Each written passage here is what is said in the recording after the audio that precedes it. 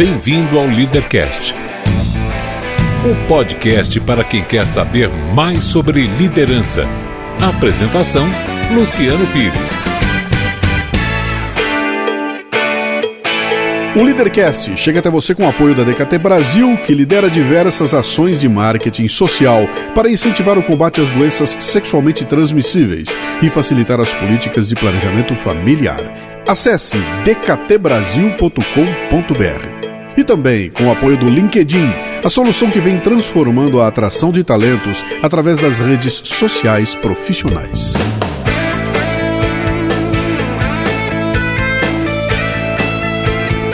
Bem-vindo, bem-vinda a mais um Leadercast.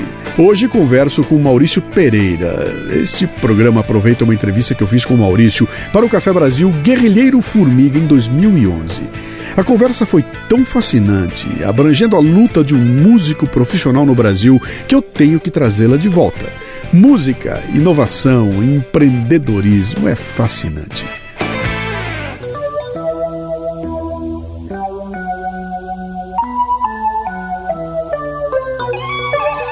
Maurício Pereira é um músico, ator, é jornalista. Em 1985 criou com André Bujanra uma banda chamada Os Mulheres Negras, composta por 2 homens, vê se pode, com a qual ele lançou 2 discos. Música e Ciência e Música Serve para Isso. No início dos anos 90, participou como cantor do programa diário Fanzine da TV Cultura e entre 1995 e 2009 lançou 5 CDs. Na Tradição, Mergulhar na Surpresa, Canções que um Dia Você Já Subiu, volume 1, Pra Marte e Carnaval Turbilhão, é isso? Isso aí. Maravilha.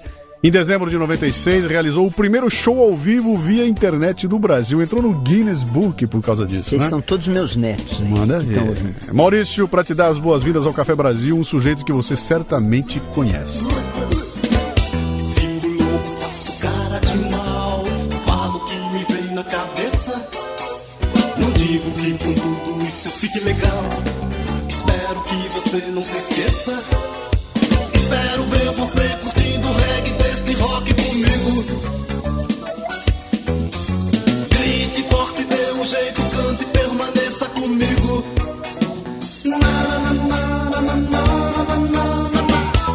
Por que eu tô usando o Itamar aqui, Maurício? Maurício, pra mim, você é filho do Lira Paulistana. Eu vou te explicar por quê. Quem não conhece, o pessoal que é de fora, o Lira Paulistana foi um espaço alternativo. Era um teatro que ficava num porão ali na Praça Benedito Calixto, aqui em São Paulo, onde toda a música alternativa de São Paulo se apresentava ali nos anos 70, comecinho dos anos 80, até durou um pouquinho e acabou ali, né? E tinha um negócio interessante lá que a gente tinha, era uma tribo. Eram tribos que frequentavam ali para ver os seus artistas prediletos, né? E o Lira acabou um dia. O Lira terminou aquilo, deixou um monte de órfãos por aí. E a gente, quando olha para o Brasil hoje, encontra alguns representantes ainda que tem esse conceito. Tem uma tribo que onde ele vai atrás. Nesse sentido, eu acho que o Maurício ainda é um dos grandes filhos da Lira Paulistana que está por aqui. Ainda bem, podia ser filho de outra coisa, né? É pior, né? Mas aqui no Brasil a música é tão boa que quem quer que seja, de quem quer que seja, que a gente seja filho, a gente tá bem. Eu sou muito... Não é que eu seja mané ou poliana, eu sou muito sem preconceito sobre a música popular. Às vezes tem artistas aí desprezados pelas gentes mais intelectuais assim, e eles trouxeram grande novidade pra gente. Legal. Na forma, no conteúdo. A arte é um troço tinhoso, ela não anda em linha reta. Às vezes ela pega a gente na esquina de surpresa. Sim. E às vezes não é o Shakespeare que pega, às vezes é o Odair José. Eu lembro em 73, quando o Caetano levou o Odair José para um grande evento musical que teve aqui, ele tomou vaia. E hoje o Odair José é cultuado e saiu uma caixa de CDs do Odair José com grandes caras da música mais refinada, né, endeusando. Então... Tem que ir devagar na miúda. Mas então, é verdade, a gente costuma brincar muito aqui no Café Brasil, que nós tocamos a música brasileira que presta, mas tem um conceito muito forte por trás da gente aqui, que é o seguinte... Qual é o problema da arte no Brasil? É quando ela deixa de ser arte para ser comércio, ou quando existe um movimento falso, transformando em sucesso retumbante um projeto de marketing, não um projeto artístico. Né? Eu acho que o problema é esse mesmo, o marketing. Essa é a grande encrenca. O projeto ele nasce artístico, puro, e de repente ele vira um grande projeto de marketing que 6 meses depois ele desapareceu. Mas vem cá. Quem é esse tal de Maurício Pereira, cara? Me conta um pouco dessa história do jornalista que virou músico, bicho. Agora que eu tô mais velho, eu já faço até uma vaga ideia. Funciona assim, eu sou um músico atípico. Porque na verdade eu apareci, você falou do Lira Paulistana. Eu apareci depois do Lira, ali com Mulheres Negras no meio dos anos 80. Mas você frequentava o Lira? Mais ou menos. Eu nem sei o que eu via. Porque se como músico eu nasci ali depois do Lira, mas eu sou um músico que nasceu velho. Eu comecei a ser músico aos 25 anos. Então, na verdade, o que fabricou a minha cabeça de músico foi antes do Lira. É que eu não virei músico logo que a minha cabeça foi fabricada. Entendi. Então, para mim, basicamente é Jovem Guarda. Eu olho para trás assim, é Jovem Guarda. Aí tem aquela indisciplina, e aí sim tem em comum com o Lira e com outros tantos criadores, de você querer fazer a música de um jeito mais livre. Sim. Não por acaso, o primeiro show que eu vi na vida, eu devia ter uns 12, 13 anos, foi um show do Hermeto Pascoal. Vixe. E o nome do disco era A Música Livre de Hermeto Pascoal, né? Então, aí são as misturas que a gente vai tendo. Eu acho que o que eu tenho em comum com o Lira é essa coisa paulistana da Zona Oeste de São Paulo, de a gente ter uma formação intelectual mais forte, é perto da USP, é classe média, que estudou, que leu, e que ao mesmo tempo que tem uma grande dose de informação correndo na veia, quer fazer a canção popular, que é um troço vira-lata. Então isso deu num Itamar, deu no Arrigo, deu num Tati, no Rumo, né? E que é uma coisa muito de São Paulo.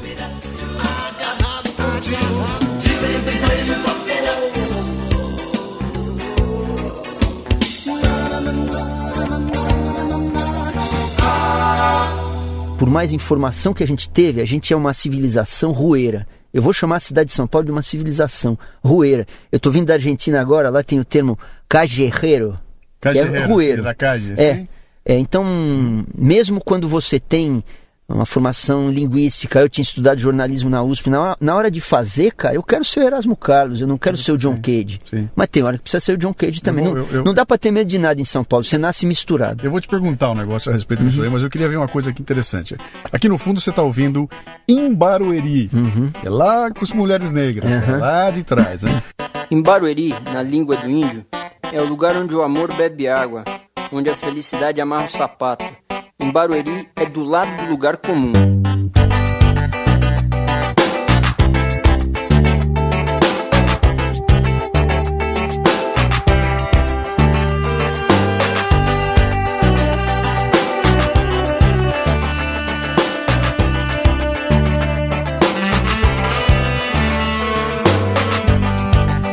Em Barueri, em Barueri, em Barueri,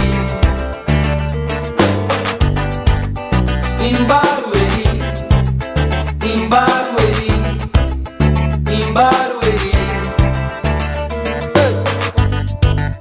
Em Barueri, a linha de trem, um circo marrom. Em Barueri, um simples pardal, revólver azul. Em Barueri, Paris é New York, Tietê Tatuí. Em Barueri, um índio tupi, um lobo guará. Em Barueri, o galo cantou, o rato sorriu. Em Barueri, um táxi feliz, só eu e você. em Barueri, em Barueri, em Barueri. Olha só que coisa engraçada, o Mulheres Negras, que começou em 85, acabou em 91 e tá voltando agora, tá voltando. Aí, pá, boa notícia. O Mulheres Negras gravou 2 discos pela Warner e fez uma fita independente. Mas a abordagem do Mulheres era independente, porque uma gravadora grande, para um artista pequeno é o que vende pouco, mesmo na Warner, não tinha muito selo independente, não tinha MP3 nos anos 80. Então muitos artistas que hoje estariam se autoproduzindo, eles eram artistas menores dentro da gravadora grande. Quem que eram os grandes da Warner, grandes vendedores? Era Titãs, era Ultraje, Kid de Abelha, o Prince entre os estrangeiros, a Madonna, o Lulu Santos depois foi da Warner. Então esses eram os caras que na época vendiam 500 mil, 800 mil discos. Mulheres vendia 5 mil. Mas tinha uma coisa de legislação que obrigava. A gravadora, ela podia ter uma isenção de imposto se ela gravasse artistas pequenos. Sim. Então uma Warner ou EMI ou quem fosse, não tinha nada a perder, porque grava um pequeno, dá certo, pimba, né?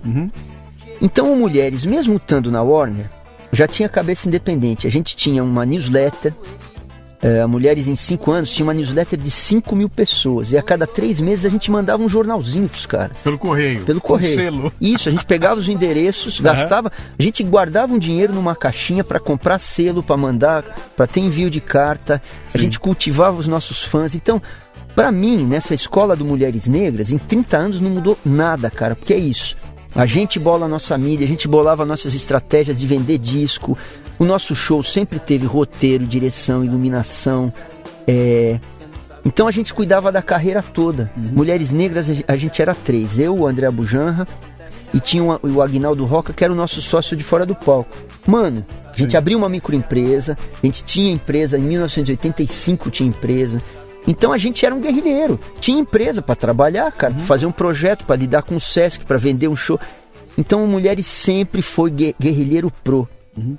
Quando eu saí do Mulheres, não ficou diferente, né? Eu continuei tendo a minha empresinha, a minha maneira de trabalhar, me autopromover. Aí passou a ter internet e eu fui um dos primeiros caras a ter site no Brasil.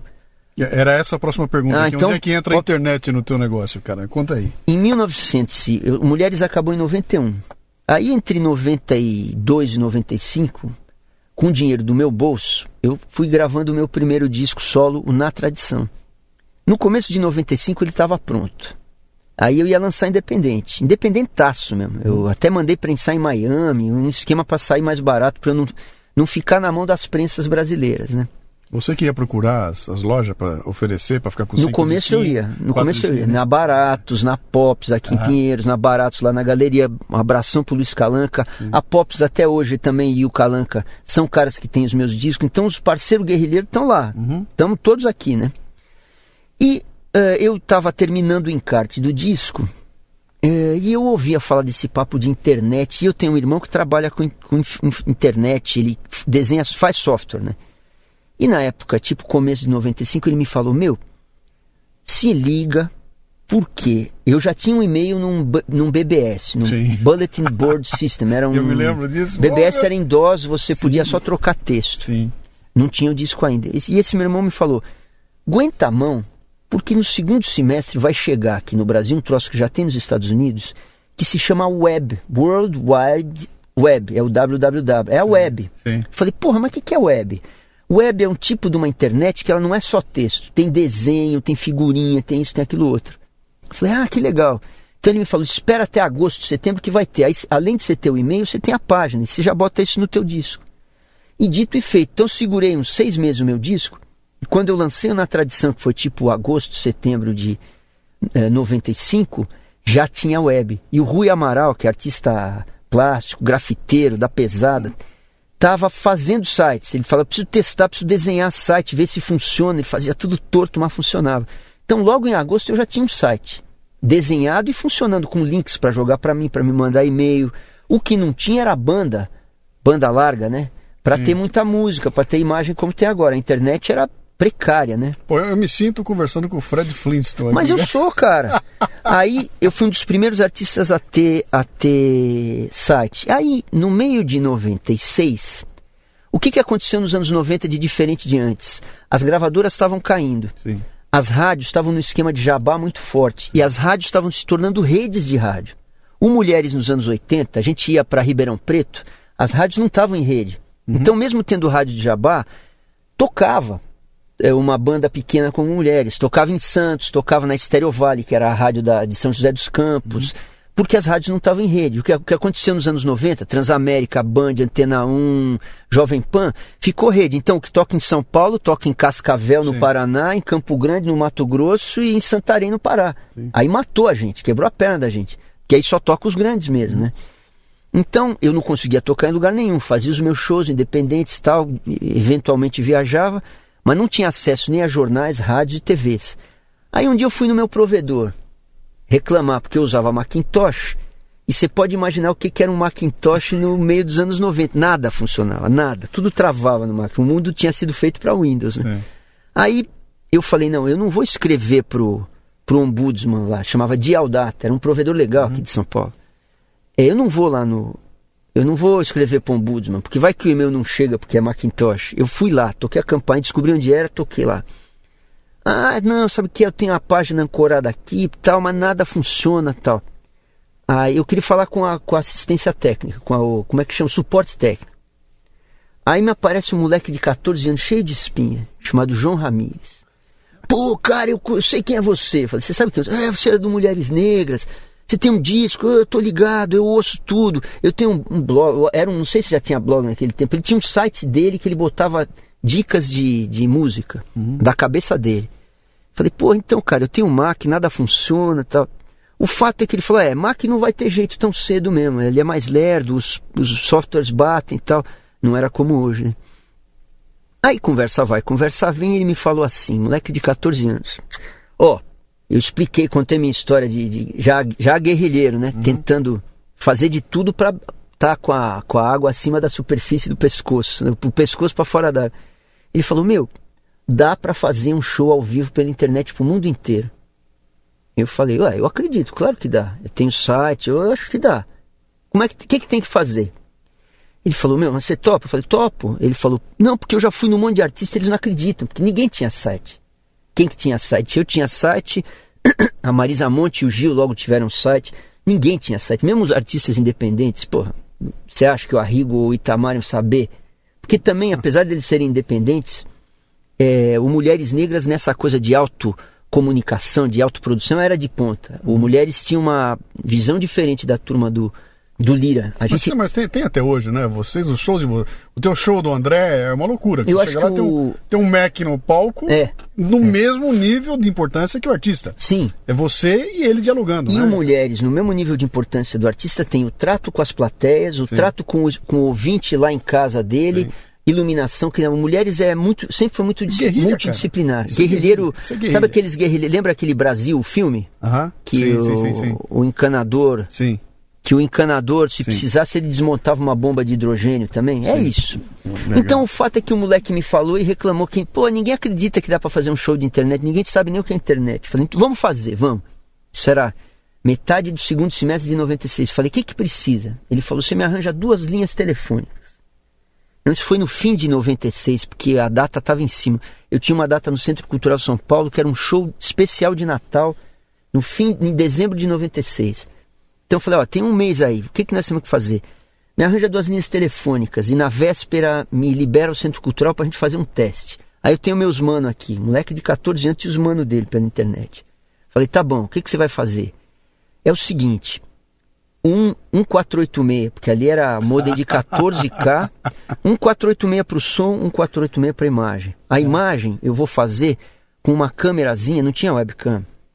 Era uma camerinha redonda de videoconferência, que ele ficava assim, clique, clique, clique, tec, tirando as fotos. Sim. Então dava uma imagem quebradinha. O som, ele puxava da mesa, fatiava no computador, mandava para a USP, que tinha um hub fuderoso lá com um site americano, o LSI da USP, Laboratório de Sistemas Integrados. Ia a USP fatiava, digitalizava, mandava para um site americano que tinha Real Audio. E esse site devolvia para o site do João Ramírez, que chamava Culturalnet. Então, com 10 minutos de atraso, chegava lá som e imagem. Casados, assim, de um jeito genial, feito no braço. E eu lembro que o Gilberto Gil tentou uma semana antes, quando ele estava com a Warner, com a IBM e com o Globo. E eles viram, a gente anunciou que ia fazer, eles viram e correram para fazer. E não conseguiram, não deu certo, pô. A IBM, o Globo e a Warner não conseguiram botar o Gil no ar. E os moleques de 14 anos conseguiram me botar. Deu uns 20 a 30 mil cliques. Então, durante o show, a gente tinha um chat aberto, lá em dezembro de 96. E alguém ia falando, estou em Espanha, mirando o show, porque a molecada já tinha esses contatos por internet. Como é hoje, né? Já a molecada pensava mundialmente. Tô na Austrália, tô vendo você, chegava atrasado e tal. Então, foi um negócio maravilhoso. E a coisa mais louca é que no dia do show caiu uma super, hiper, monstro chuva em São Paulo. Obviamente ninguém chegava no Centro Cultural, então a gente tinha um número X de pessoas assistindo E eu acho que muito mais gente pela internet viu a gente, porque em São Paulo já alagava em 96. É uma novidade. E foi assim uma epopeia e foi maravilhoso. Então, e eu acho que aquilo não sei se as pessoas dão importância para isso, mas aquilo é um marco da produção independente, da guerrilha. Pode crer que é. Ainda bem que bom que eu tô contando essa história aqui, cara. Que bom que nós estamos levando isso para todo mundo ouvir. Vamos ouvir um clássico aqui, hein? Tá. Pan e Leite.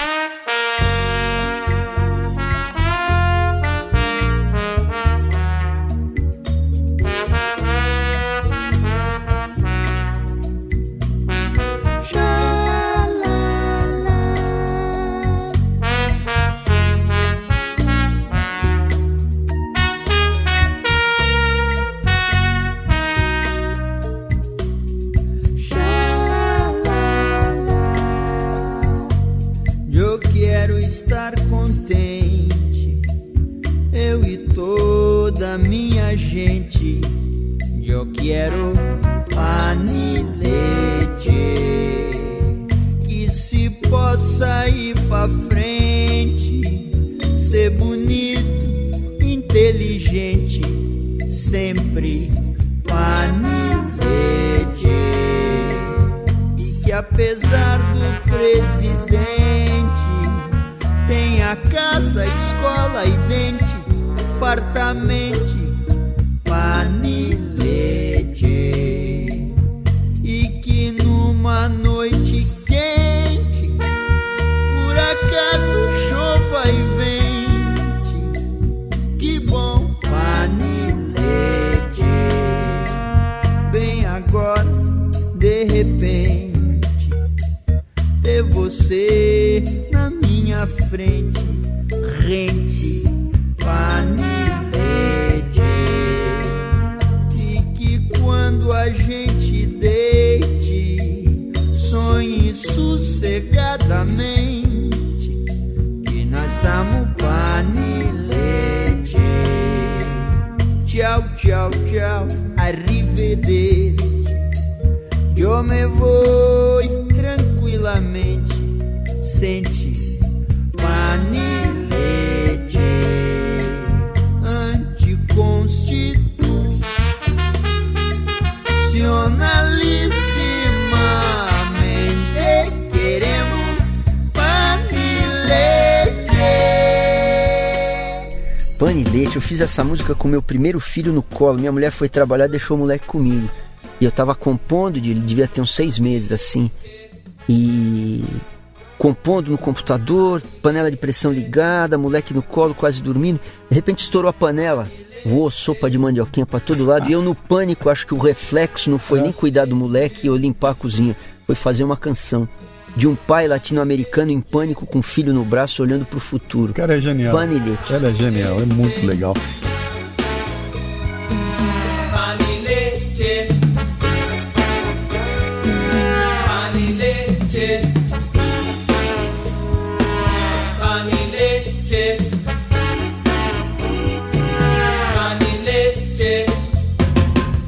Eu vi num outro lugar que você afirmando o seguinte, você dizia lá, me chamou muito minha atenção. Você diz o seguinte, cara, eu mais do que um artista de MPB, eu sou um artista pop. Você falou, eu sou pop. O que é esse pop pra você, cara? O que significa pop? A gente tem tem 1000 visões diferentes do pop, do que é pop. Para alguns é muito ruim, para outro é só marketing. O que é esse pop? Como é que você considera esse pop? O pop pra mim é uma música que trabalha com elementos muito simples. Eu poderia falar, é uma música muito simples, mas aí eu estaria dizendo que só o Roberto Carlos é pop. Não, eu trabalho com elementos da música do Roberto Carlos e com outros também. Então é uma música que tem elementos simples de entendimento e de comunicação. É uma música que se presta a ser comercializada. Ela é rápida mesmo, ela é misturada de influência. Eu posso ser italiano, posso ser zen budista, pode ser eletrônico, tudo ao mesmo tempo. Né? É uma música intercambiável que funciona em São Paulo, funciona em Pequim, funciona numa roça do interior do Peru, sabe? Então é uma música que tem elementos que são mundiais. Então o pop, ao mesmo tempo que ele é muito comerciável, ao mesmo tempo que ele é vendável, ao mesmo tempo que ele é burro, idiota, idiótico, não idiota, né? Eu acho que o pop, ele traz em si o sagrado, porque tudo que é possível e passível de ser tornado coletivo em grande escala, eu acho que traz o sagrado dentro de si. Então eu tenho orgulho de ser músico pop. É como se eu dissesse, eu sou um vira-lata, filósofo, guerrilheiro, poeta, né? Mas vira-lata, sempre vira-lata. Sempre eu quero que todo mundo entenda a minha música. E o pop é isso, é veloz e não tem medo do comércio. Muitas vezes o sagrado está no comércio. Ele não está na academia. Você se considera, não é colega, mas é assim, você está na mesma praia da Lady Gaga, cara? Ou são níveis de pops diferentes? Como é que é isso? Tem pops diferentes? Tem pop. É? Todo mundo faz pop. É que alguns pegam os elementos mais imediatos, mais primários, mais velozes, né? Então tudo que tem numa canção da Lady Gaga tem na minha canção. Aí é questão de dose. É a mesma coisa que você comprar um hambúrguer do McDonald's ou um hambúrguer daquele tiozinho no Ipiranga que faz o X-Egg Bacon Salada. Do Oregon. Cada bairro tem um hambúrguer legal, né? O Mário Manga me fala que o melhor X-Salada do mundo é na Bom Pastor, no seu Zé, sei lá. Entende como? Legal. Então os elementos, assim, estruturais da Lady Gaga e do meu são semelhantes. Aí ela usa... É uma programação mais enxuta, é uma pressão mais forte de gravação, é o uso da redundância, que a redundância é importante no pop, diferente do meu. De repente eu tenho mais espaço para invenção, não porque eu sou melhor do que a Lady Gaga, mas porque eu trabalho com audiências menores e eu posso me dar o luxo de ser mais... De quebrar no meio da música, ir para um lado que ninguém espera, e ela vai na sequência. Mudar a dose de invenção e redundância. A Rita Lee falou uma vez, eu vi uma entrevista interessante, que ela dizia o seguinte, cara, se eu quiser escrever e gravar um blockbuster, eu tenho uma receita. Eu tenho uma receitinha. Isso não é feio. Isso não é feio. Eu posso fazer ela. Claro. Eu dou oficina de canção popular. Sim. Em 2 horas, junto umas 30, 40 pessoas, a gente fabrica uma canção. Aí eu falo para as pessoas, vocês querem ir por onde? Quer fazer um blockbuster? Parte A, parte B?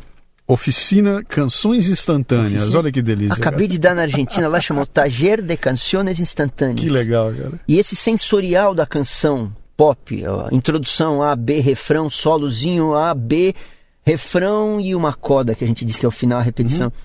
Tem estruturas clássicas de canção. O blues é uma estrutura clássica, né? O choro, o samba, para tudo tem uma estrutura clássica. Como poesia. Um soneto é assim. Quadras, cestilhas e o que seja. Lógico.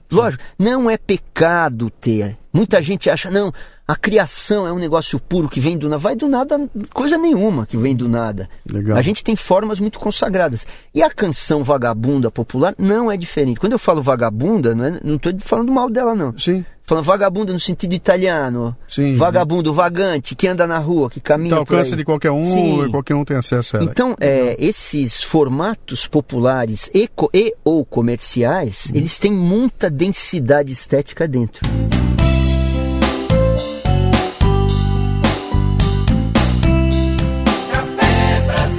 Fim do ano passado, o Ivan Vilela, violeiro maravilhoso, que dá aula de viola na USP e que está coordenando o curso de música, coordena um pedaço aqui em São Paulo. Eu falei isso para ele, essa história da excelência na fuleiragem.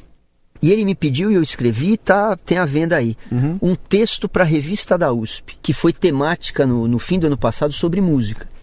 E o Ivan pediu textos sobre a música de um lado B. Ele não queria falar das coisas óbvias que já se fala. Sim. E eu escrevi para ele um texto sobre pagode e sobre a quantidade de novidade estética e força estrutural, né, de coerência estrutural que tem dentro de um pagode comercial desses. Que é um tipo de coisa que gente mais intelectualizada, ou do gosto mais refinado, entre aspas, execra o pagode. Diz, isso é uma porcaria.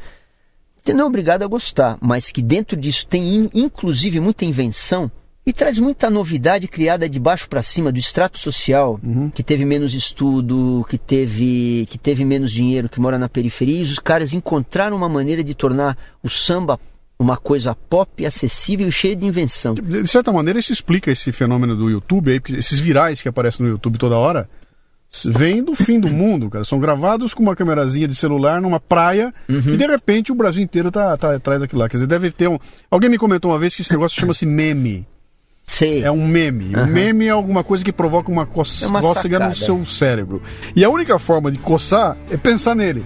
Então essa repetição te leva para esse sucesso todo. Vocês estão ouvindo ao fundo Motoboys. Como chama? Fala o nome inteiro da música. Motoboys, Girassóis, etc e tal. Etc e tal. Cara, que me traz uma questão interessante. Esse teu lance dessa tua paulistanidade. Eu tenho minha musa na calçada, andar por São Paulo. horas e minutos me Eu prensam. tenho tempo pra pensar à vontade, contra a minha vontade, assaltado por tesouros da minha cidade. Maldita variedade incrível, diamantes brutos, todos putos, interrompidos, trancados no Júniors, clubes e cofre. mirins que a cidade constrói. Motoboys, girassóis, etc e tal. Tenho minha musa na calçada, andar por São Paulo, horas e minutos me Eu prensam. tenho tempo pra pensar à vontade, contra a minha vontade, assaltado por tesouros da minha cidade. Maldita variedade incrível, diamantes brutos, todos putos, interrompidos, trancados no cofre. Mirins que a cidade constrói. Motoboys, girassóis, etc e tal. É forte. Eu Você é não sei um até- poeta paulista. Aliás, é um cronista, é um jornalista paulista. E onde a gente vai na tua música tem essa ligação com a cidade de São Paulo, né? Quem tá cantando com você aqui, essa gravação? É o Escova, que é um parceiro querido, Escova, que toca no Trio Mocotó, e que vocês conhecem dos anos 80 e 90. Sim. Ele teve o Escova e a Máfia, Sim. que era contemporâneo das Mulheres Negras, e antes ele foi do Choro Roxo, que era um grupo que abordava o choro de uma maneira mais contemporânea, e ele foi também do Sossega Leão, que ali nos anos 80, que teve esse cenário de rock paulista, Titã, né? O Sossega Leão era uma banda que fazia salsa. E ninguém tocava salsa nos anos 80 em São Paulo, então eu era fã. Contra a minha vontade, assaltado por tesouros da minha cidade. Maldita variedade incrível, diamantes brutos, todos putos, interrompidos, trancados no cofre. Júniors, curumins e mirins que a cidade constrói. Motoboys, girassóis, etc e tal. Motoboys é de um disco meu que eu lancei em 2007 chamado Pra Marte. Esse disco, eu comecei a fazer ele em 2002, 2003, 2004. Eu sou lerdo na feitura, assim, eu levo uns 3, 4, 5 anos, não tenho pressa. Foi um disco que eu escrevi inteiro como se fosse um disco de raps. Ah, eu me lembro dessa. Então, Motoboys, Sim. eu tenho minha musa na calçada, a andar por São Paulo, horas e minutos me prensam. Eu tenho tempo pra pensar à vontade, contra a minha vontade, assaltado por tesouros da minha cidade. E aí vai, né? Sim. Aí chegou uma hora e falei, não, eu não vou, eu, pouca tinta, branquelo, classe média, Zona Oeste de São Paulo, não vou, eu me nego a passar por turista deslumbrado e fazer um disco de rap, porque o rap talvez tivesse, não, sei lá, embora o rap nos anos 90 tenha sido, pra mim, a poesia mais forte que se fez em São Paulo nos anos 90, né? Aí eu pensei, sabe o que eu vou fazer nesse monte de rap de preto? Eu sou branco, como diriam os blacks dos anos 60, eu parodio pros anos, eu falo I'm white and I'm proud. E eu acho que uma coisa que eu tive que explicar para muitos músicos meus nos anos 90 é, você é branco, seja branco, toque como branco, louve o Led Zeppelin, louve o Adoniran Barbosa, louve o Gianni Morandi, sabe? Pega a baqueta no meio, desce o braço, cara, seja branco, não tenha vergonha de ser branco. Que todo mundo quer tocar igual o James Brown e o Stevie Wonder lá nos anos 90. Então eu pensei, eu vou ser descaradamente branco quando eu fui fazer esse meu disco de 2007 Pra Marte. Então eu peguei aquela prosódia de rap, aquela divisão de rap que eu tinha feito, taquei melodia e imprimi um lirismo muito forte. Fica um barato, cara. Então ficou uma coisa bem paulistana, porque a gente ouve o rap, nem que você não seja ouvinte, o seu ouvido se acostuma a frasear como rap. No entanto, tem uma coisa, eu sou um paulista nascido em 59 em São Paulo, italiano com português, que no meu tempo de criança todo mundo era italiano com português. E a melodia é muito forte, a gente ouviu o pop italiano bastante nos anos 60. E essa cultura mediterrânea que ela tá em São Paulo, ela tem muito do melódico. A música italiana é melodia pura, né? Então eu falei, vou meter lirismo, vou meter melodia. Então eu tratei de enfiar melodias nos meus raps. Então o Pra Marte ele é um disco muito esquisito, muito lírico, muito poético. Eu escrevi as letras como eu falo. Então eu pensei, chegou a hora de eu parar de falar português e falar paulistano. Eu já sou um cronista de São Paulo, mas ainda escrevo no idioma estrangeiro, que é o português, que não é o idioma que se fala na rua de São Paulo, nem aqui no rádio. Eu não sei se eu estou falando muito plural aqui, mas não é do meu feitio. Nós somos basicamente coloquiais. Nós estamos falando paulista aqui, velho. É isso aí. Então, se eu preciso ir na USP fazer vira e mexe me chama para participar de um debate, se precisar falar português direitinho, eu sei falar. Sim. Mas o meu coração fala o dialeto paulista, nasal, sem plural, com a sintaxe bem quebrada, né, com excesso de pronome às vezes. E eu escrevi o disco nessa língua. Então, um disco escrito em paulistano. Não como um personagem. Não como personagem. Não é um personagem nesse momento. Você está usando a tua linguagem. Então, eu pensei, cara, e sabe por que eu decidi me tornar paulistano convicto? Foi por causa de uma viagem ao Recife que eu fiz no começo dessa década passada, em 2002 ou 2003. Eu nunca tinha ido lá, eu fui tocar. E aí eu dei uma primeira volta no Recife antigo e vi aqueles prédios do século XVII, né? Aí eu pensei, cara, em 1750, no Recife, cheio de holandês, gerando muito dinheiro com a cana-de-açúcar, era o sistema colonial, era dinheiro que ia para o mundo inteiro, riqueza enorme, a maior empresa colonial, né, do mundo. Meu, aqui era uma cidade muito importante. Tinha médicos, filósofos, artistas, se estava criando arte e trabalho intelectual em Recife, em 1640. Aí eu pensei, pô, claro, é por isso que em São Paulo nós não falamos português. Porque esses caras em Recife, ou caras em Salvador, ou São Luís, ou mesmo Ouro Preto, ou Rio de Janeiro, esses caras são brasileiros de 3, 4 séculos. E nós, a rigor, em São Paulo, somos brasileiros de 1 século. São Paulo, em 1900, era uma porcaria, era uma cidade sem importância econômica, cultural. São Paulo falou tupi até a metade do século XIX. Moravam 3 mil pessoas aqui, não tinha nada. Começaram a chegar os italianos no ciclo do café no fim do século XIX. E a cidade se tornou uma cidade, no começo do século XX, uma cidade italiana. Aí já tinha indústria, comércio, produção em massa, rádio, cinema, meios de cultura de massa. E já é cosmopolita, né? Ela nasce cosmopolita. E falando um português fabricado por libaneses, japoneses, italianos, nordestinos. Então a cidade foi cosmopolita, veloz e sempre ligada à indústria e ao comércio. Foi a única cidade que já estava o capitalismo com eletricidade. Salvador ou Recife viviam na luz de candeeiro. A cultura se sedimentava de um outro jeito. Meu, Minas tem barroco, cara. Nós não tivemos barroco em São Paulo. É outro patos que fala, né? E é uma coisa interessante que você está dizendo aí, que você não consegue enxergar facilmente em São Paulo a personalidade que você enxerga. Se você chega na Bahia, é muito cara, difícil. Eu consigo ver a Bahia, eu consigo ver o Recife. Eu vou pro Rio Grande do Sul, eu consigo ver a gauchada. São Paulo é um pote, né? E cara? isso é uma grande fazia mistura. Com que nós, artistas paulistanos, correndo o Brasil, muitas vezes, porque a gente ficou arrogante também em São Paulo, porque a grana pesada teve aqui no século XX. São Paulo é uma potência muito grande. Aí você chega em Belém e nego te trata mal, parece que você é um brasileiro de segunda classe. O metido, né? Ou no Rio, porque você é metido e porque a tua brasilidade é cheia de coisa gringa. Claro, pô, porque o Elvis, pra mim, é tão fundamental na minha formação quanto o maracatu. Só que tanto o maracatu quanto o Elvis são alienígenas pra mim. Só a pizza e o pingado que são naturais pra Foi mim. no bairro de Pinheiro que eu me entreguei por inteiro para uma linda moça que descia a rebus. Ela entrou no Henrique Chalma, eu logo perdi a calma, virando na Teodoro, eu falei eu te adoro.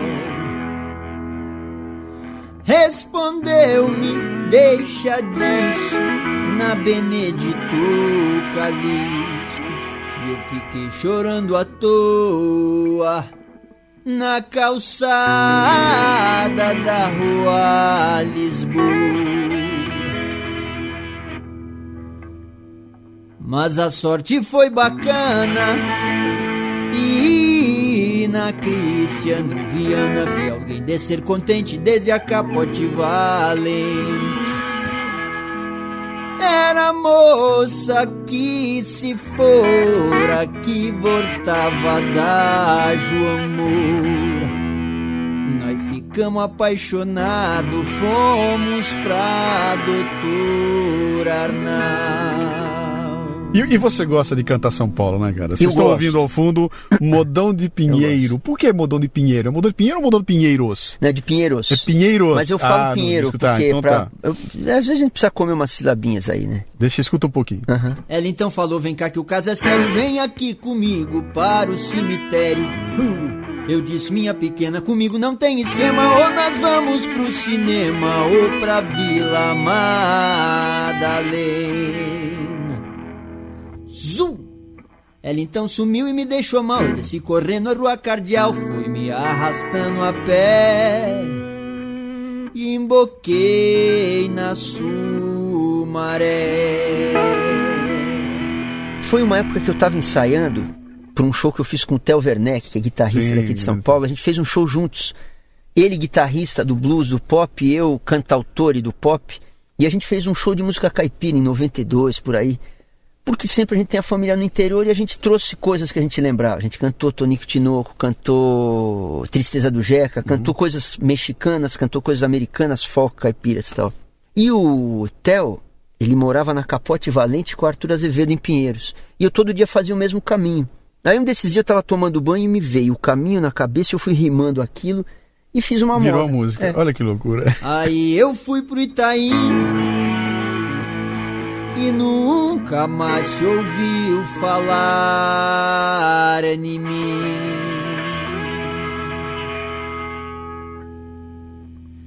E é por isso que as pessoas mudam de bairro.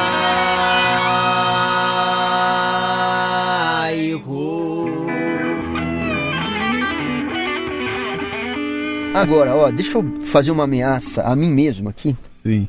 Que assim os caras falam, pô, o Maurício é paulistano, poeta de São Paulo e canta São Paulo. Sim, sou poeta paulistano, canto São Paulo. Mas é o tal negócio, eu não posso viver só disso. Então, se me meterem esse carimbo demais, aí eu vou dar um chute nesse balde e vou ter que me tornar outra coisa. Vai virar. Como depois do Mulheres, eu tive que me tornar mais lírico, porque o Mulheres era muito doido, né? Sim. Não porque eu queira bancar o gostosão, pô, eu faço o que eu quero, mas não. A gente precisa, eu sinto isso, ter a liberdade de se expressar como a gente bem entende. De fugir de rótulo, né? E a O coisa rótulo mais é mortal. fácil de ter é alguém, a imprensa, não é com má intenção, mas te rotula rápido, eles precisam te rotular. Porque senão não consegue compreender, cara. Exato. A gente faz assim com tudo, né, cara? E eu tenho trauma de rótulo. Então, quando pinto o rótulo, mesmo que esteja dando certo, aí eu pego Cai a no outro, faca. Mas me até um negócio suicido e legal, nasço de novo. você é um artista peculiar, a tua origem, você é músico, é ator, é locutor, é produtor, é compositor, é um cantor que tem uma voz marcante, não pelo poder da voz, mas pela personalidade que ela tem. A tua uma voz voz é atípica, única, cara, ela é atípica, né? E apesar disso, você não é um alternativo daqueles herméticos, sabe? Que você bota e não consegue ouvir. Você é muito fácil de ser compreendido e tem uma simplicidade no que você faz. Que chama muita atenção. O que é simplicidade? Isso é uma convicção tua? É uma ferramenta de trabalho? Eu sou assim, isso sai naturalmente? Ou você trabalha para buscar essa simplicidade? Eu acho que um pouco é natural e um pouco é uma profissão de fé. Que eu fiz junto com o Abu Janra quando ele estava no Mulheres. Que a gente queria ter toda a invenção do mundo, quebrar todas as regras do mundo, ter todo o refinamento do mundo. Mas o cara do ponto de ônibus tem que entender a gente, porque senão... Vocês falavam sobre isso? Falavam. Vocês comentavam isso? Falavam. Eu acho que talvez eu seja mais preocupado até com isso do que o André. O André é mais uma força da natureza. Ele ao mesmo tempo é refinado e é simples. Mas para mim é uma coisa ideológica. Por isso que eu falo que eu sou pop. Eu podia me vender como um cara mais refinado, porque a minha música tem muito refinamento. Mas eu acho assim... O cara do ponto do ônibus tem que me entender. O cara que dorme debaixo do viaduto tem que me entender. O cara que trabalha numa roça ou guiando um trator no agrobusiness tem que me entender. O cara de 90 anos tem que me entender. O milionário do Morumbi tem que me entender. O jeito de você ser universal é o pop. Madonna é acessível para todo mundo, ou Roberto Carlos, né? Ou algumas coisas do pop. Aí são as minhas particularidades, mas eu sempre pensei, por mais refinado ou maluco, ou fora do padrão que eu seja, de algum modo eu tenho que ser compreensível para todo mundo. Porque amanhã você está fazendo um show na rua. Uma coisa é você fazer os seus shows em teatros para um público de classe média que consome música com mais informação, o cara que ouve o Wisnik, que ouve o... que ouve o Paulo Conte, que ouve o Tom Waits, aí é fácil. Eu sou o Santos jogando na Vila, né? É fácil. É time jogando em casa. Agora, às vezes, eu vou para uma outra cidade fazer um show de rua. E pode ser que lá tenha gente com um outro universo cultural. E essa gente tem que me entender, né? Então, é interessante, isso é uma proposta que é muito diferente do que era, por exemplo, os tropicalistas nos anos 70, com aquela explosão que eles fizeram. Que era uma coisa, de certa forma, hermética, como eram as poesias que faziam naquela época. Eles não estavam muito preocupados se o povo estava entendendo ou não, e entraram com uma proposta completamente diferente, que me traz uma reflexão com você. Quer dizer, há momentos em que isso é necessário. Que me parece que é essa ruptura, quer dizer, você... Olha, todo mundo tá entendendo, aparece alguém com um negócio completamente louco e aquilo arrebenta, explode, e de repente é preciso voltar para a simplicidade para você poder fazer... Quer dizer, há momentos em que você tem que promover essa ruptura, né? Sim. Agora, os tropicalistas em especial, eu era criança, eu via o Caetano e o Gil, eu gostava muito. Se por um lado eles quebraram muita estrutura e eles faziam coisas muito malucas, por outro lado, eu me sinto descendente deles. No sentido de que eles estavam no Chacrinha, eles usavam a guitarra. Não tinham nenhum tipo de preconceito contra coisa nenhuma. Eles usavam pedaços de jovem, eles logo abraçaram o Roberto Erasmo. Sim. Lembro da Gal cantando Roberto Erasmo, né? Então os tropicalistas, se por um lado eles explodiram o formato da canção, por outro, eles adicionaram muita coisa da música comercial, da música mais simples, né? E dizendo... Tem excelência na criação da Jovem Guarda, por exemplo. E eram caras que tinham um conhecimento de bossa nova muito grande, os baianos, né? Sim. Mas que sabiam que a Jovem Guarda era importante também e que depois o Caetano trouxe o Daí José e outras tantas coisas. É interessante você estar colocando que as fontes deles não eram fontes primárias. O cara eles adoravam o João Gilberto, cara. O João Gilberto não é um cara fácil, não é um cara pop, popular. O João Gilberto tem uma postura diferente ali, né? Escuta aqui, no fundo tá tocando Balangandãs, mais uma gravação com a Miriam Maria, que é uma delícia, maravilha. Cara. Você que me mandou essa aí. É justo para se lamentar, a gente abrir mão de segundos preciosos que talvez nos trouxessem direto um pro outro. É justo que um pote de ouro venha ao seu encontro e ao meu e desencadeie pânico, paralisação, desastres, desculpas. É justo te dar um beijo na boca, a margem da testa, da fala e da escrita, de uma represa, uma festa. É justo permitir que uma palavra desgovernada deixe minha boca e aumente a minha resistência a você. Se uma pessoa só é uma máquina só, se ela provavelmente canta, dança, pensa, treme aflita, não será que tem respostas nas pontas dos dedos, dados, balangandãs no pensamento, que costumem nos acompanhar? A Miriam Maria é uma artista que ela é descendente do Lira Paulistana. Ela trabalhou com Itamar, foi uma das orquídeas, a cabeça musical dela foi criada bem aí. E no começo dessa década aqui, ela gravou um disco que chama Rosa Fervida em Mel, em que ela gravou vários autores de São Paulo, né? E ela gravou Balangandãs, eu gravei essa música no disco Na Tradição, meu. Ela gravou Balangandãs de um jeito mais doce, mais orgânico, me trouxe um entendimento melhor dessa música. Às vezes você grava de um jeito, a gente tá fechado na própria cabeça. E a Miriam expandiu o universo dessa música. É uma canção sobre o amor, mais do que uma canção de amor. Deixe minha boca e aumente a minha resistência a você. E a Miriam Maria, como a Virgínia Rosa também, e foi uma cantora que trabalhou com Itamar, com a Rico, com a Lira, turma do Lira, Vanguarda lá, também foi das primeiras a me gravar. Ela gravou Pão e Leite. Sim. É engraçado que eu sou um cara do pop, te falei que eu não sou exatamente da geração do Lira, né? Mas essas duas cantoras da Vanguarda, vindas da Vanguarda, foram duas das que primeiro me gravaram. Eu não sou um cara muito gravado, né? E são duas belas gravações. E é interessante isso que você colocou aqui, do fato de gravar de uma forma como você faz uma modificação. Você é o rei de fazer isso, né, cara? Você adora pegar umas músicas e dar um tratamento completamente distinto. Tem um disco teu fabuloso, uma delícia, ou Canções que um dia se assobiou, que é irresistível para um cara da minha geração, né? Porque ali você pegou... Você não se importou, cara. O que tocava muito, e você pegou e regravou e fez algumas coisas deliciosas. Escuta isso aqui. Isso aqui é o original com Antônio Marcos, quer ver? 1973, tanto tempo faz que ele morreu. O mundo se modificou, mas ninguém jamais o esqueceu. E eu sou ligado no que ele falou, sou parado no que ele deixou. O mundo só será feliz se a gente cultivar o amor.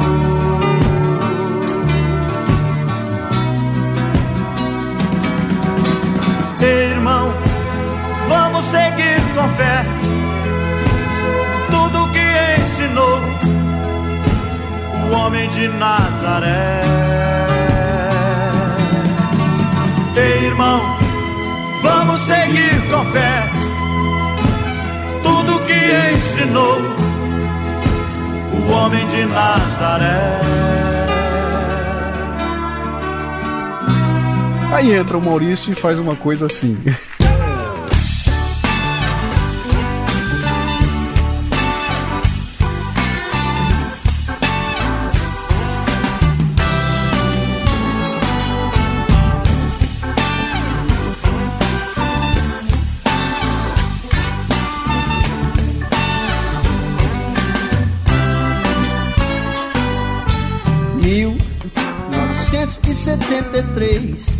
Tanto tempo faz que ele morreu, o mundo se modificou, mas ninguém jamais o esqueceu.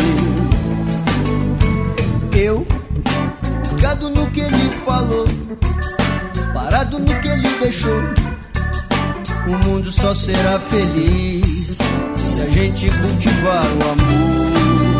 Então eu canto, irmão, vamos seguir por fé tudo que ensinou o homem de Nazaré. Irmão, vamos seguir por fé tudo que ensinou o homem de Nazaré. Reis e rainhas que esse mundo viu, todo o povo sempre dirigiu, caminhando em busca de uma luz, sob o signo de sua cruz. Eu, ligado no que ele falou, parado no que ele deixou, o mundo só será feliz se a gente cultivar o amor. Então eu canto, irmão, vamos seguir com fé tudo que ensinou o homem de Nazaré. Irmão, vamos seguir com fé tudo que ensinou o homem de Nazaré. Ele era Cara, isso é soul music, bicho. É soul music. Isso é soul music. Você pegou o Antônio Marcos e deu uma roupa de soul music naquilo, né? E não parou aí. O cara é muito maluco, cara. Ele vem com esse outro aqui, Rony Von, quer ver? Hoje eu acordei com saudades de você. Beijei aquela foto que você me ofertou. Sentei naquele banco da pracinha só porque foi lá que começou o nosso amor. Senti que os passarinhos todos me reconheceram e eles entenderam toda a minha solidão. Ficaram tão tristonhos e até emudeceram. Aí então eu fiz esta canção. A mesma praça, o mesmo banco, as mesmas flores, o mesmo jardim. Tudo é igual, mas estou triste porque não tenho você perto de mim. Olha o que o Maurício fez com a praça, cara. Piazza.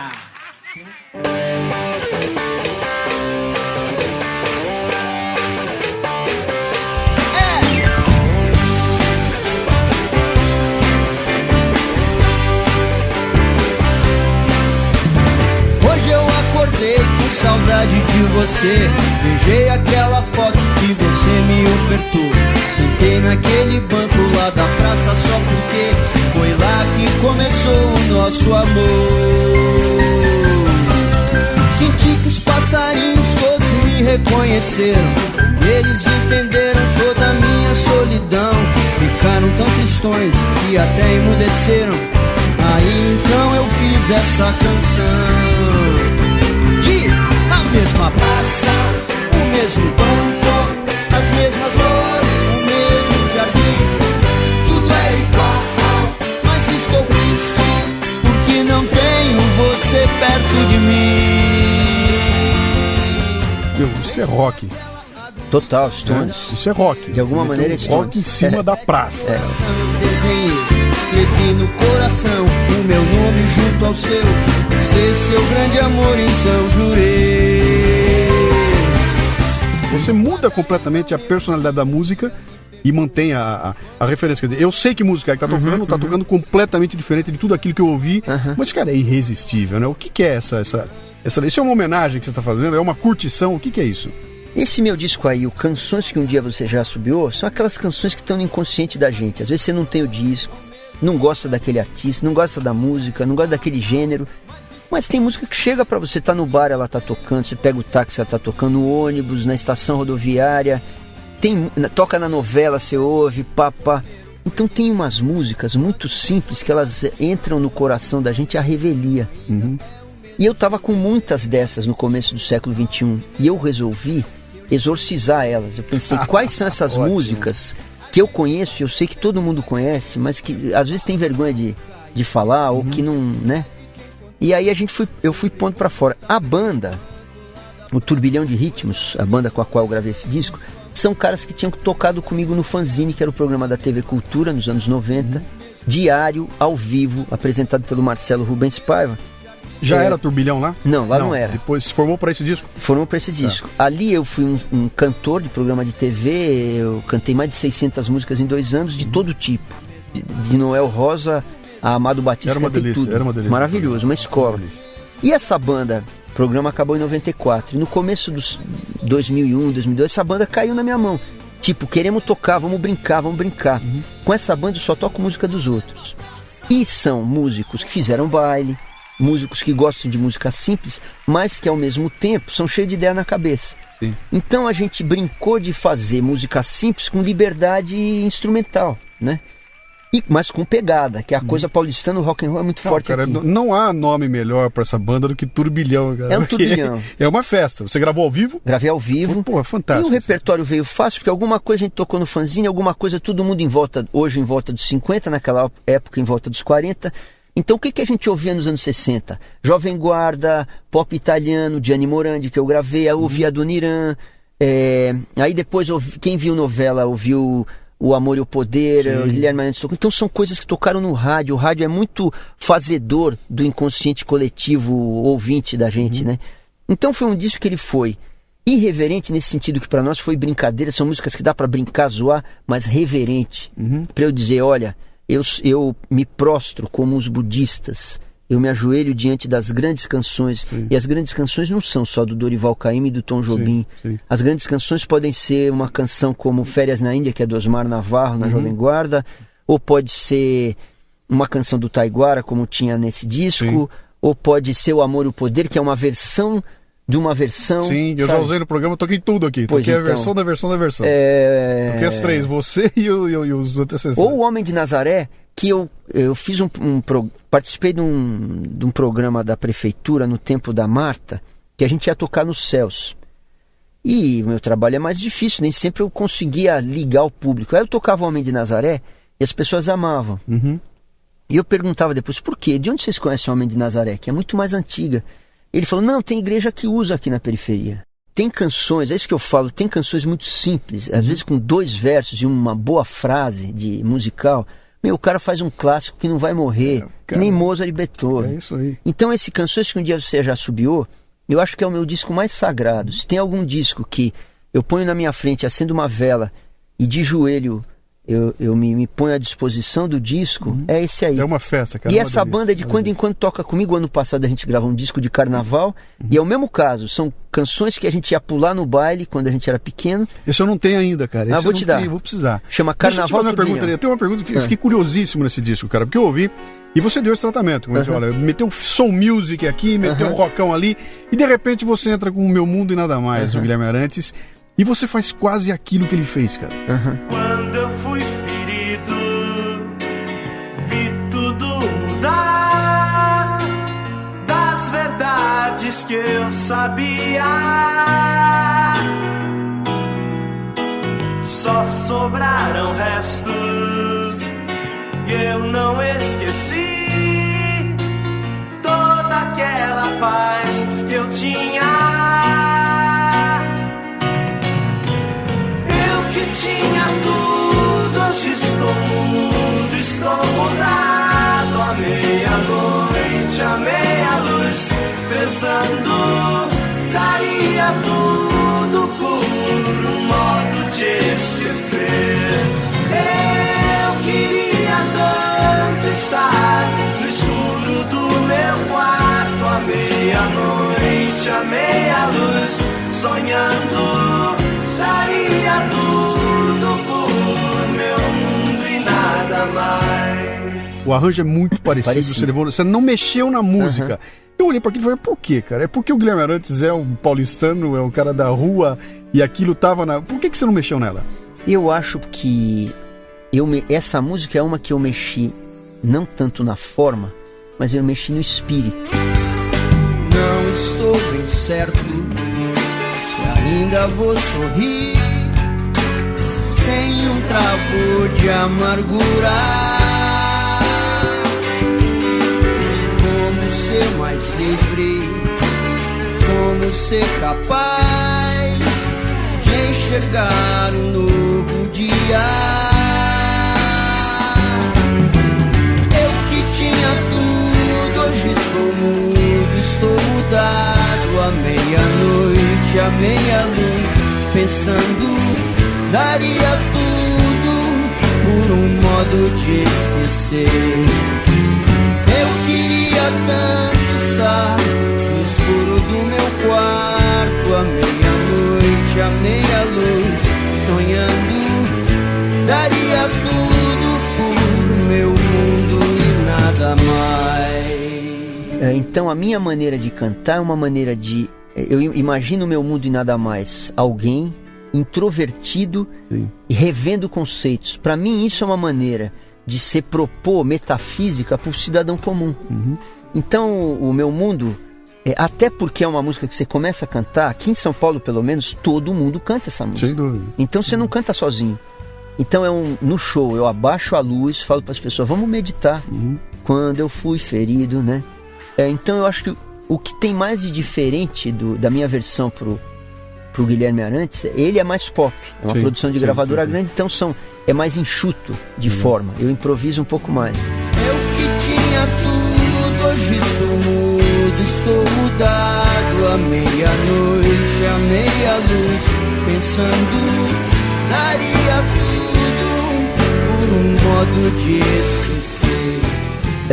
E eu acho que eu trouxe de um certo modo, de um jeito mais introvertido. E eu divido ela mais jazzisticamente. Eu quase falo ela em alguns momentos. Mas o clima que o Guilherme botou lá no original, não tem como fugir dele. Essa é uma música que não... Se eu deixar ela muito... Se transformar ela num rockão rápido, eu vou matar ela. É verdade. Né? Porque tem isso, tem música que o original é tão bom. Mesmo essas aqui, são todas versões. Eu tenho pra mim que sempre o original mata a pau, resolve. Mas você é metido, cara. Você faz umas que eu vou te contar. Você quer ver uma coisa aqui? Escuta isso aqui. Vou-me embora agora pra longe. Meu caminho é ida sem volta. Uma estrela amiga me guia. Minha asa presa se solta. Vou ver Cristina, vou ver Cristina, vou ver Cristina.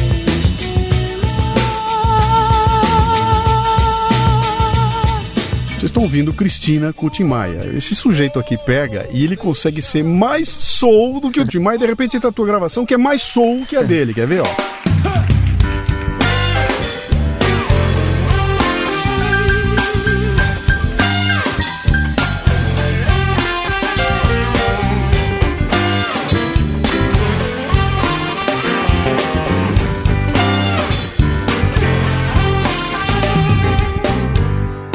Vou-me embora agora pra longe.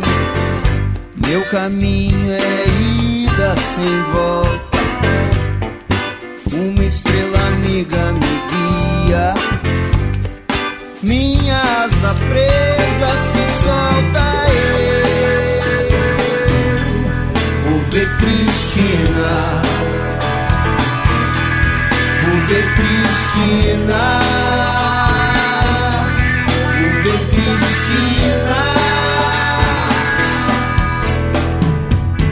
aí, cara? Eu acho que aí, casualmente, eu posso ter ficado mais soul que o Tim Maia, porque eu ouvi mais vezes o Tim Maia do que o próprio Tim Maia. Pode ser, né? né? E influências, né? No duro, quando eu falo um cara paulistano, ele é de tudo um pouco. Se eu precisar cantar um samba-canção, como eu gravei Uma Loira da do Hervé Cordovil, que foi um sucesso do Dick Farney, eu sei. Sim. Eu fui cantor do programa de TV, então eu tive que abordar diversos gêneros. E um paulista, ele é meio tudo ao mesmo tempo agora, né?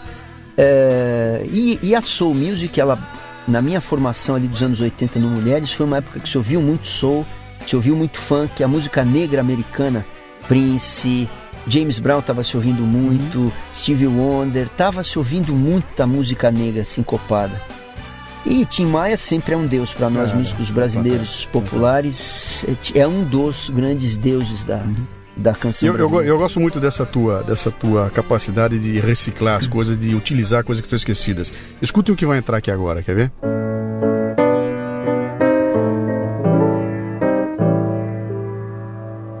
Essa é a história do pobre Abrãozinho que morava longe de onde estudava. O carro do pai era muito fraquinho e o pobre Abrãozinho sempre se atrasava. A professora fazia chamada e o pobre Abrãozinho nunca respondia. Ele era Abrãozinho, o primeiro da lista, que chegava tarde todo santo dia. O pai do Abrãozinho quase não dormia, porque todo dia seu filho sofria. Vai desperdiçar tanta inteligência só porque o meu carro não tem mais potência. Pensou em trocar o nome do menino pra Zózimo, Zuzo ou até Zeferino. Quem sabe se o nome começa com Z, ele chega a tempo de responder.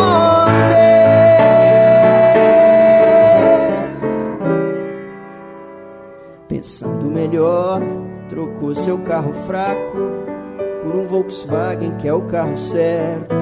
Chegando na escola a partir desse dia, mais cedo que os outros que moravam perto, o pai do Abrãozinho com seu Volkswagen deu uma consertada na situação. Seu filho venceu toda a dificuldade, nunca mais chegou depois da hora não. Completando escola, curso, faculdade, hoje o Abrãozinho é doutor Abrão.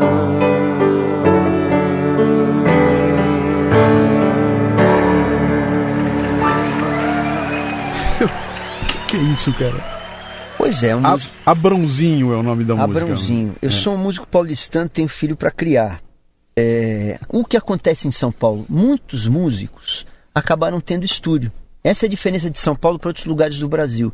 Nos anos 90 e 2000, muitos músicos que não aguentaram o rojão do showbiz, porque é muito difícil você se sustentar só fazendo show ou com disco. É muito difícil mesmo, cara. Quem tá ouvindo e quer ser músico, eu digo, cara, é muito difícil. Então a gente começa a fazer de tudo. E muitos músicos montaram estúdios para fazer jingle. O Zé Rodrigues montou, o Renato Teixeira fazia muito jingle. Vários manos meus da minha geração. Hoje muita gente tem. Muitos músicos ali dos anos 90, eles têm estúdios. O Abrãozinho foi até um dos primeiros jingles que eu cantei. Não cantei muitos. O Zé Rodrigues me ligou. Sabia que eu tava duro, porque claro, não precisa muito saber que um músico independente tá duro. Eu gravei o Na Tradição, lá no Voz do Brasil, que era o estúdio dele, né? Então ele sabia que eu tava pagando o disco, né? E ele ligou pra mim assim, Pereira, vem gravar eu quero você pra cantar um jingle que eu fiz aqui. Falei, pô, Zé, eu não sou muito de fazer propaganda, porque eu sou compositor. Se eu canto um jingle, isso vai influir em como as pessoas ouvem minha música, vão dizer que o cara se vendeu. Eu cresci nos anos 60, que era aquele purismo, né? Sim. Ele falou, não, vem aí. Aí eu fui lá pro estúdio do Zé, meio assim, né? Pô, cantar um jingle, tá? Muitas vezes o jingle acaba sendo grosseiro. Meio tonto, né? Tem que vender, às vezes. Aí ele começou a cantar o Abrãozinho, começava, e a música não acabava, era uma música de 3 minutos. Era um jingle gigante. Chegou aí pro ar um pouquinho, e ganhou o prêmio do Zé Rodrigues. Aí eu falei, pô Zé, que diabo de jingle é esse? Isso é uma canção, uma história brasileira, isso conta uma história muito linda, e de um jeito muito lindo, e com aquela maneira old school do Zé Rodrigues, num mundo em que a gente hoje, você fala da Lady Gaga, a gente trabalha muito com pedaços de melodia, com riff, né? Com células melódicas, mas a geração do Zé Rodrigues, do Milton, esses caras faziam grandes melodias, né? Eles não tinham medo da melodia, de que ela fosse longa, que ela fosse cheia de novidade no caminho. Então é um jingle do Zé Rodrigues com muita melodia, contando uma história do brasileiro. É um jingle da Volks, vocês não precisam comprar o Volks. Legal, eu tenho usado muito tuas músicas aqui, viu? Muito, Pô, e elas bom. sempre servem como um contraponto para alguma história. E tem uma aqui que eu fiz questão, eu nunca toco inteirinha. É raro, a gente de vez em quando a música precisa, ela sai inteirinha, mas a gente sempre toca um pedacinho dela. Teve uma tua comprida, cara, que eu tive que tocar inteirinha. Olha o começo dela aqui, ó. Foi voltando pela estrada de um show em Bauru. Era quase meia-noite, eu cansado pra chuchu.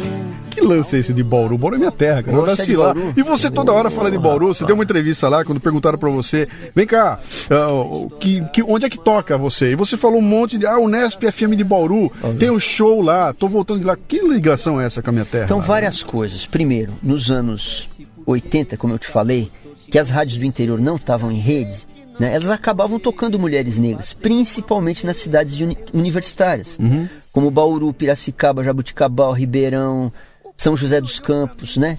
E a gente acabava tendo público nessas cidades. Então, Mulheres fez muito show no interior. Campinas, Pirassununga, onde tinha universidade, Mulheres ia muito lá, tinha fãs loucos, cara. Em Campinas, eu lembro que tinha um fã-clube que, assim, a primeira fila inteira dos shows de Campinas iam caras vestidos de mulheres negras. Coisas as mais absurdas. Então, o interior de São Paulo, que é um lugar que eu gosto muito. Sim. Minha família, os mais velhos eram de Campinas, tinha maquinista de trem da Mujana, então pegava o trem, ia para Ribeirão. E eu sempre amei o interior de São Paulo, que muita gente não gosta, né? É só rodeio, eles elegeram o Collor. Não, cara, é muito especial o interior de São Paulo. E tem uma raiz musical que vem de lá, que é uma delícia. Que é essa moda nossa. Essa aqui é pra você, ó. Tapera de beira de estrada, que vive assim descoberta. Por dentro não tem mais nada, por isso fico deserta. Morava Chico Mulato, o maior dos cantadores. Mas quando Chico foi embora, na vila ninguém sambou. Morava Chico Mulato, o maior dos cantadores. Vocês estão ouvindo aqui Chico Mulato, com Jacó e Jacozinho, que o seu Maurício Pereira fez questão de regravar. E quando o Maurício Pereira botou a mão, não é mais uma como é que eu digo? Uma música sertaneja, virou outra coisa. Escuta só. Tapera de beira de estrada, que vive assim descoberta. Por dentro não tem mais nada, por isso ficou deserta. Morava Chico Mulato, maior dos cantadores. Mas quando Chico foi embora, na vila ninguém sambou. Morava Chico Mulato, o maior dos cantadores. A causa dessa tristeza, sabida em todo lugar, foi a cabocla Teresa, com outro ela foi morar. E o Chico acabrunhado largou então de cantar. Vivia triste o coitado, querendo só se matar. E o Chico acabrunhado largou então de cantar. Então, essa coisa com o interior tinha lá com Mulheres, E eu continuei tocando no interior depois do Mulheres. Sempre gostei. Eu acho que é um público quente, que entende esse estado de espírito meio brincalhão da gente. O interiorano de São Paulo, o paulista do interior, ele é muito divertido, muito carinhoso. Ele é meio italianão sempre, então dá pra você ser meio grossão, que eles dão risada, e são muito afetivos, né? E o Loira do Caravan, foi uma vez que eu fui tocar mesmo em Bauru com o Paulinho Freire, violeiro, e na volta... Eu falei, você não vai me dizer que a história é verdadeira, cara? Eu vou dizer que é praticamente verdadeira, cara. Na volta eu falei pra ele, não vamos voltar pela Castelo, eu tinha que deixar ele em Campinas. Nem vamos pela Washington Luiz, vamos por dentro. Lá em Brotas eu sei que tem um caldo de cana, a gente come um peixinho em Piracicaba, não sei o quê. E quando a gente tava perto, entre Brotas e Torrinha, e quase pra descer pra Piracicaba, uma caravana jogou a gente fora da estrada. Aí eu falei pro Paulinho, a pessoa que tava dirigindo aquela caravana usava um óculos espelhado, tinha o cabelo muito brilhante, loiro, e não tinha cabeça nenhuma. E aí, como diria o B.B. King, that's a story everybody knows, meu amigo. Aí, ouçam a música e... É uma delícia, cara. Mas é isso, o interior é muito querido para mim, o interior paulista. Muito legal, cara. Nós estamos chegando no final aqui, ter mais 2 ou 3 coisinhas para falar aqui. Uma delas que eu achei uma delícia foi você pegar o Adoniran Barbosa e transformar em reggae, cara.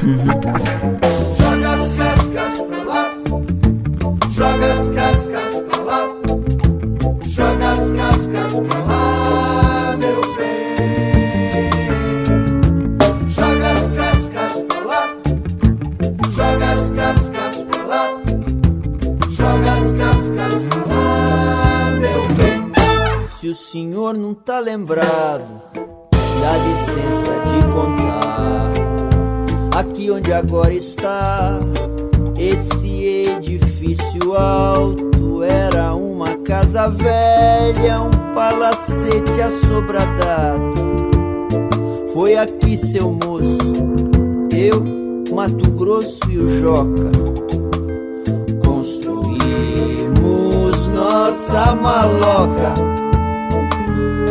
Mas um dia nós nem pode se lembrar. Veio os homens com as ferramentas e o dono mandou derrubar. Saudosa maloca, bicho. A Adoniran pra você é um ícone, não é? E é mais do que apenas a Adoniran. Vamos dizer, a Adoniran é Deus. Demônios da Garoa são os apóstolos. Sim. Porque o contato com a Adoniran foram os demônios. Quando eu era pequeno, eu tinha 2 bandas que eu amava. Eram os Incríveis, muito paulistanos, Rock and Roll, Jovem Guarda, e os Demônios, que cantavam aquele Adoniran com aquelas histórias da cidade. Sim. Meu avô morava no Belém, então a gente passava no Brás, aquelas coisas Arneste, trem das 11, eu cheguei ainda a ver o trem da Cantareira quando eu era pequeno. Então, coisas de São Paulo, falado tudo errado, eu adorava ver aquela abertura de vozes. Então, e o Adoniran, sendo paulista, eu sei que o velhinho lá no céu, ele deixa a gente fazer o que quiser, e todo paulista, de algum modo, tem um pé no pop e no rock and roll. Então, se a gente descer o braço, dá certo. Não pode querer ser granfino, cara. Tá certo. Que aí dá problema. É verdade. Eu usei uma música sua que me gerou um programa inteiro chamado Um Dia Útil. Olha a entradinha dela aqui. De manhã eu levantei, fiz xixi, li o jornal, sem escovar o dente. Tomei café com leite como sempre correndo. Me arrumei, fui trabalhar, nem lembrei de dizer tchau pro povo lá de casa. Que é uma delícia, é você cronista, né? Nesse momento é um cronista contando um pouco da sua vida. Aquilo não é uma poesia, você pode escrever como se fosse um texto. Como um texto. Um texto normal, né?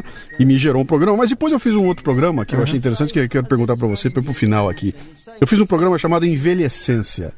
Onde eu conto de um período da vida da gente que não é nem a velhice, nem a maturidade. Sim. Saímos da velhice, da maturidade e vamos pra velhice. No meio tem um negócio chamado Envelhecência. Nem me fale. Que é onde nós estamos, cara, né? Como é que isso aí tem... Como é que você está lidando com isso, cara? Essa transição, como é que isso interfere no teu trabalho? Quando você olha para trás e vê, pô, eu Maurício, de 30 anos para cá, o que está acontecendo agora, cara? Muitas coisas. A vida de músico independente, as coisas acontecem muito devagar. Então, por exemplo, nesse momento, nós estamos aqui em março de 2011, depois de 17 anos de estrada com o Daniel Zafran, que foi com quem eu gravei o Mergulhar na Surpresa, a gente fez nosso primeiro show internacional esse fim de semana passado em Buenos Aires. Legal. E a gente foi muito amado lá. Então tem um lado que é, depois de 20, 25 anos na estrada, você começa a ser reconhecido. Eu, porque sou um cara introvertido, que tem um caminho solitário, cabeção guerrilheiro, não abro muito, né?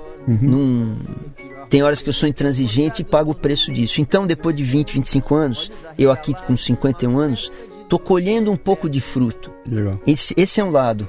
Tô mais tranquilo. Na hora de eu fazer um disco, eu não tenho pressa. Eu posso esperar 1 ano, 2 anos. Se eu não tiver o que dizer, eu não digo. Né? Tem coisas na estrada para eu fazer. Então tem um lado que eu tô menos ansioso. Outro lado eu tenho 51.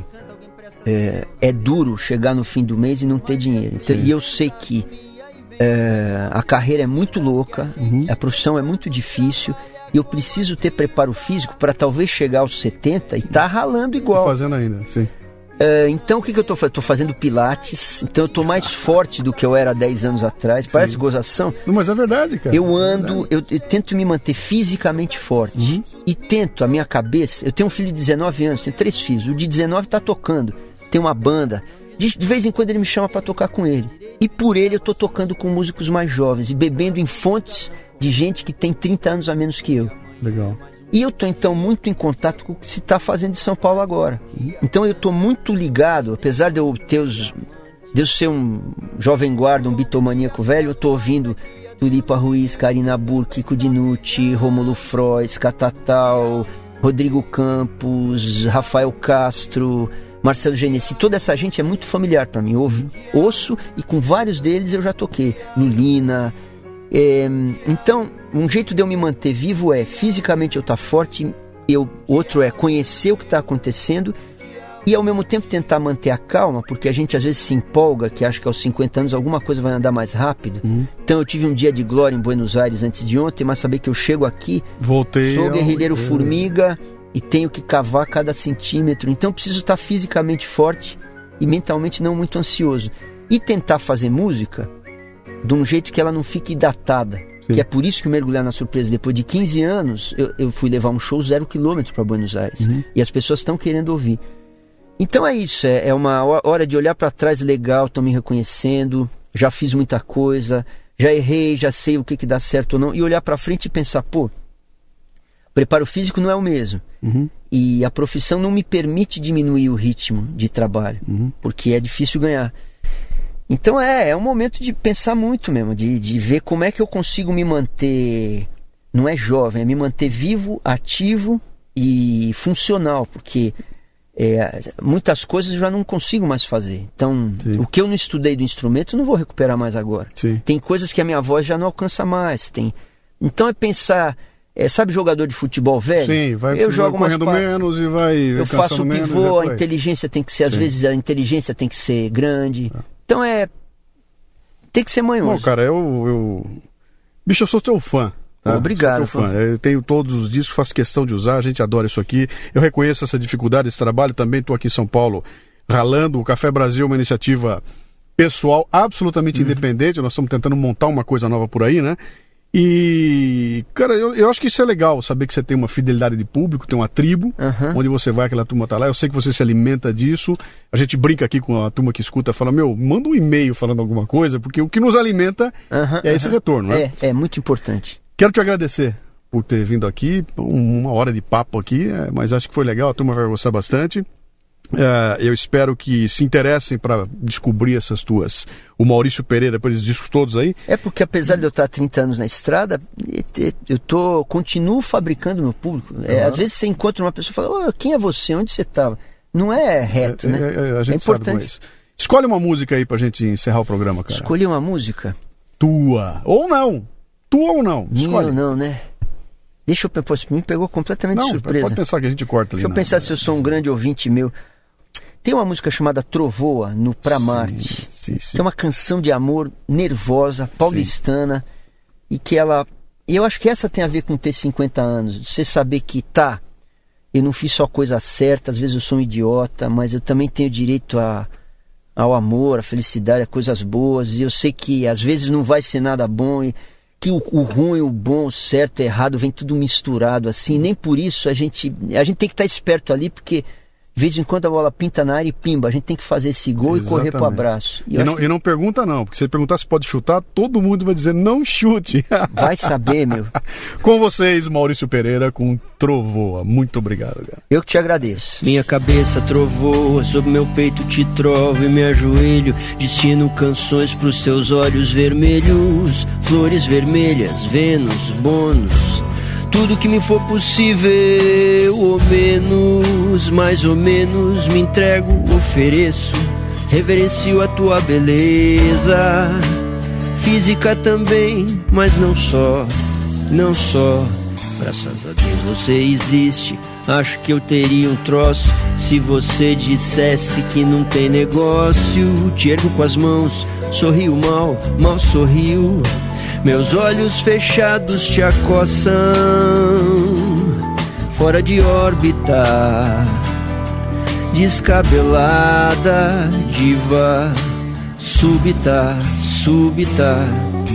Seja meiga, seja objetiva, seja faca na manteiga. Presinto como você chega, ligeira, vasculhando a minha tralha, bagunçando a minha cabeça, metralhando na quinquilharia que carrego comigo. Clipes, grampos, tônicos, toda a dureza incrível do meu coração, feita em pedaços. Minha cabeça trovoa, sob teu peito eu encontro a calmaria e o silêncio no portão da tua casa no bairro.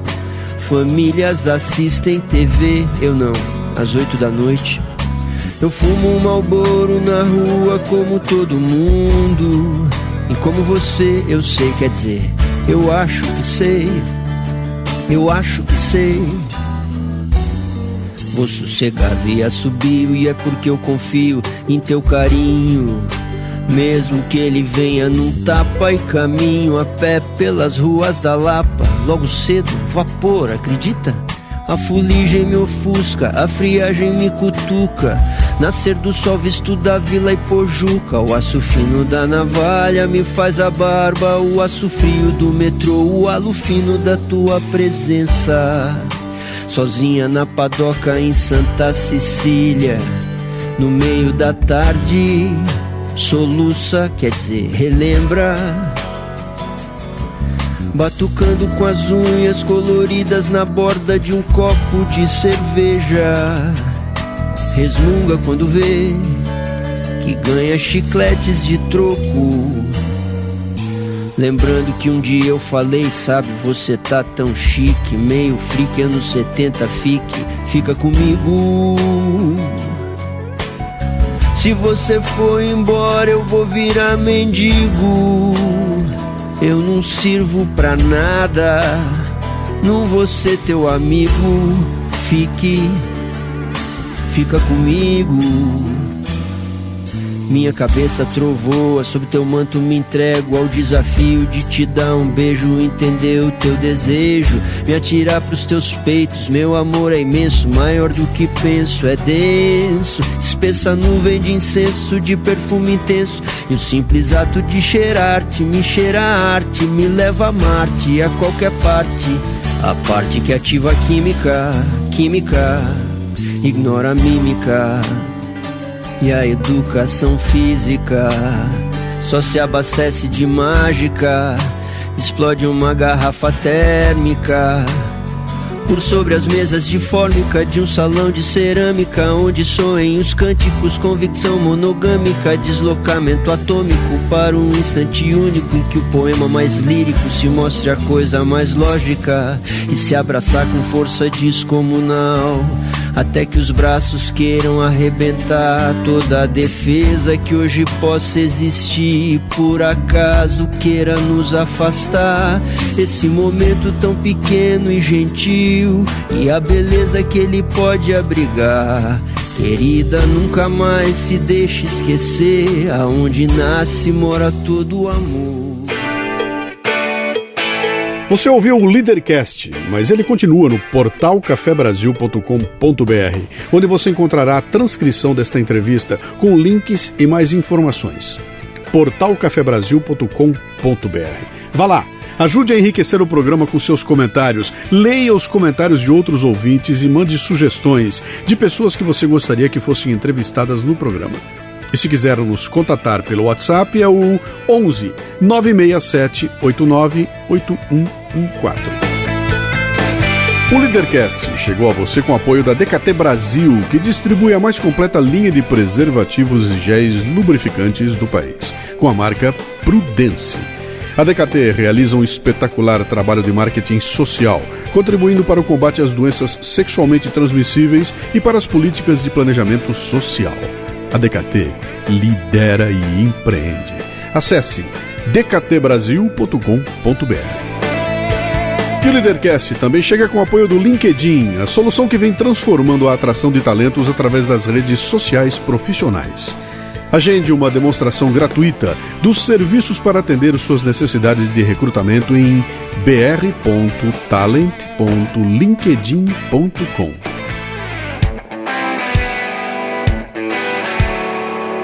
Você ouviu o Leadercast com Luciano Pires. Mais uma isca intelectual do Café Brasil. Acompanhe os programas pelo portal cafebrasil.com.br.